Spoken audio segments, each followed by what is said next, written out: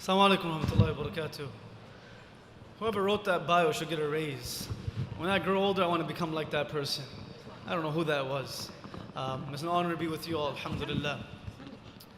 Alhamdulillah Rabbil Alameen wal aqibatu lil muttaqeen wa salatu wa salamu ala ashrafil anbiya'i wal mursaleen Sayyidina Muhammadin Nabiyil Alameen الذي اسمه مكتوبا في الإنجيل والتوراة أما بعد فقد قال الله تعالى في كتابه العزيز بعد أعوذ بالله من الشيطان الرجيم بسم الله الرحمن الرحيم فبما رحمة من الله لنت لهم ولو كنت فظا غليظ القلب لانفضوا من حولك فاعف عنهم واستغفر لهم وشاورهم في الأمر وقال النبي صلى الله عليه وسلم المؤمن مألف ولا خير من لا يألف ولا يؤلف أو كما قال النبي صلى الله عليه وسلم.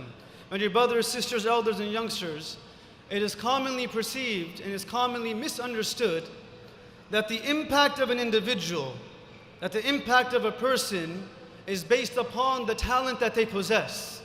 That the impact of a person is based upon the degree that they hold.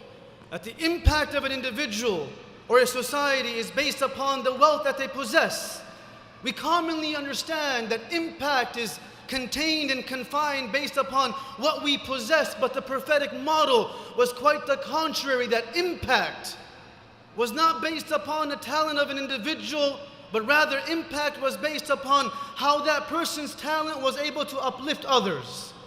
Impact was based upon how that person's psychological reserve was used to uplift a community. Impact was based upon how that person's wealth was able to enrich others. Impact was not based upon talent alone. Impact was when talent was used for others. وَأَمَّا بِنِعْمَةِ رَبِّكَ فَحَدِّثْ. Imam Suyuti rahimahullah says in this ayah that a talent that is there, that is not used to benefit the ummah, is no talent indeed. Because it is merely used to benefit an individual. We are not a community that focuses on an individual. We are a community of إِيَّاكَ نَعْبُدُ وَإِيَّاكَ نَسْتَعِينُ. We stand strong because we are together. Impact was not through an individual's strength. Impact was خَيْرُ النَّاسِ أَنْفَعُهُمْ لِلنَّاسِ. That the greatest person is a person who can bring benefit to others. Impact wasn't simply based on talent. It was based on how a person was able to use their talent to make others feel accepted. And the epitome of this was the presence of our Prophet sallallahu alaihi wasallam. That though he had nothing physically, though he possessed nothing monetarily, he was able to convince a nation that the world saw to be worthless, that they were worthy of changing the world. He was able to convince the nation that the Persians and the Romans had written off, that these are people not worth ruling. He was able to convince them to become the rulers of the world. Did he give them something physically? Did he gift them wealth? Did he gift them commodities?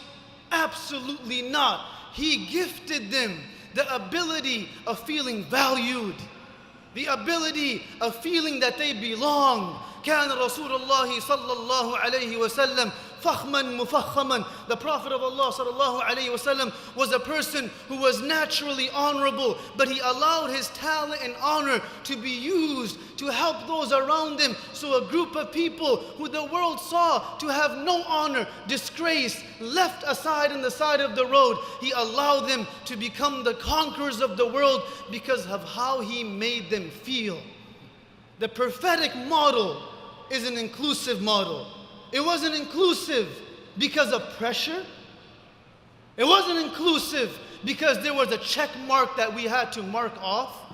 It was inclusive by design, not because of who those people were. It was simply because they were. It was simply because they existed.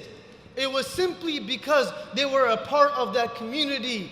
The condition and prerequisite of benefiting from the Prophet's presence was not something that you had.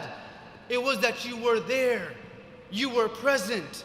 And this ability of his was not limited to the adults and the elders or the brothers and the sisters. It was inclusive of everyone, and specifically the youngsters. Those young individuals that the world told them that you don't have to worry about life. You don't have to think about it yet. You know, in life, Empowerment is felt most when given from the greatest authority. If I'm working in a desk job and my manager empowers me, that's great.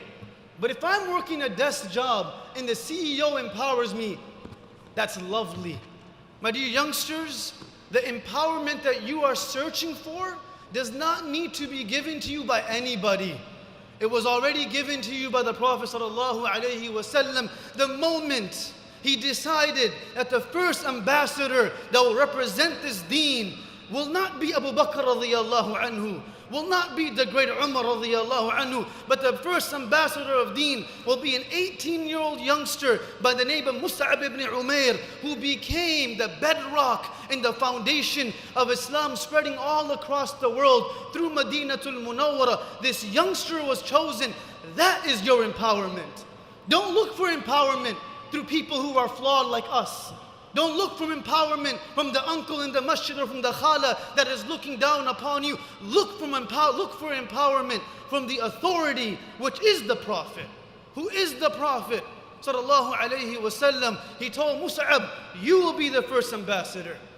Mus'ab was the one who went to Madinatul Munawwara. We hear about the stories of the Prophet entering into Medina and the youngsters, the brothers, the sisters, the entire community flocking and flourishing and coming towards the Prophet and chanting, طَلَعَ الْبَدْرُ عَلَيْنَا, that the white moon has rose above us. We hear the statements of Anas ibn Malik, لَمَّا دَخَلَ النَّبِيُّ صَلَّى اللَّهُ عَلَيْهِ وَسَلَّمَ الْمَدِينَةَ أَضَاءَ مِنْهَا كُلَّ شَيْءٍ. When the Prophet of Allah entered Medina, he lit up the entire city. We hear about these narrations, but behind those narrations, there was a youngster who worked hard. There was a youngster that many people didn't notice. There was a youngster that 2 years later, he left the world. We're not looking for recognition in this world. Empowerment is not synonymous to recognition. Empowerment is not synonymous to being known. We feel like we're not empowered because we haven't been given a title. Titles are for those who look for appreciation in this world.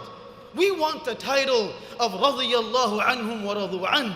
We want the title of udkhulul jannata bima kuntum ta'malun. We want the title of Allah saying to us that I am pleased with you and I will never be angry with you again. Empowerment is not synonymous to recognition. Mus'ab 2 years ago in the battle of Uhud left this world, and when they covered his head, his feet would be exposed.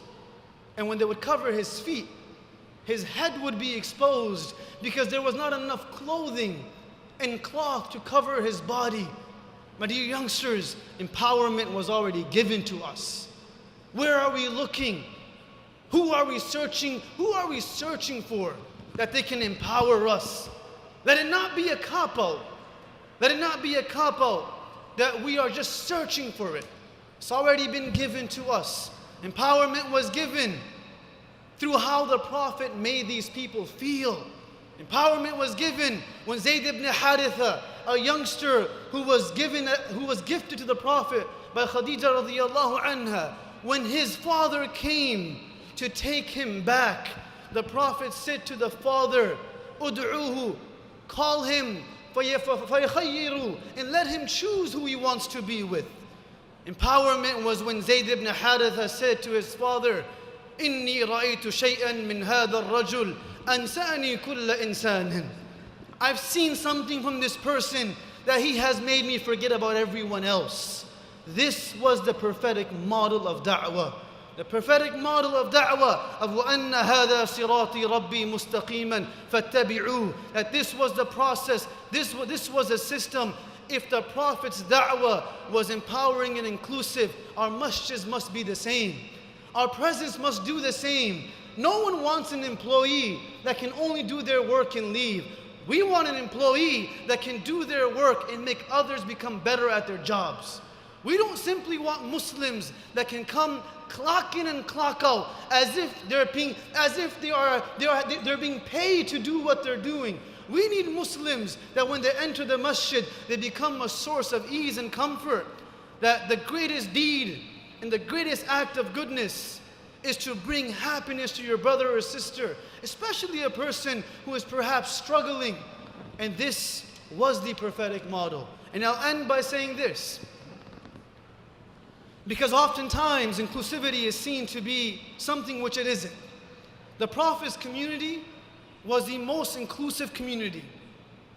When it came to how someone looked, when it came to their ethnical backgrounds, when it came to their cultural backgrounds, when it came to their economical backgrounds. But let us not be deceived. Let us not be deluded. It was the most exclusive community when it came to ideals and values. We allow people in, not because of how they look, but because of what they believe in. Our community is not strong because of who we leave out. Our community is strong because everyone is allowed in. May Allah make us amongst those people that can make others feel comfortable, brothers, sisters, youngsters, elders, and allow us to be amongst those that the deen can benefit because of our talent, not just ourselves and our families. Wa akhiru da'wana alhamdulillahi rabbil alameen.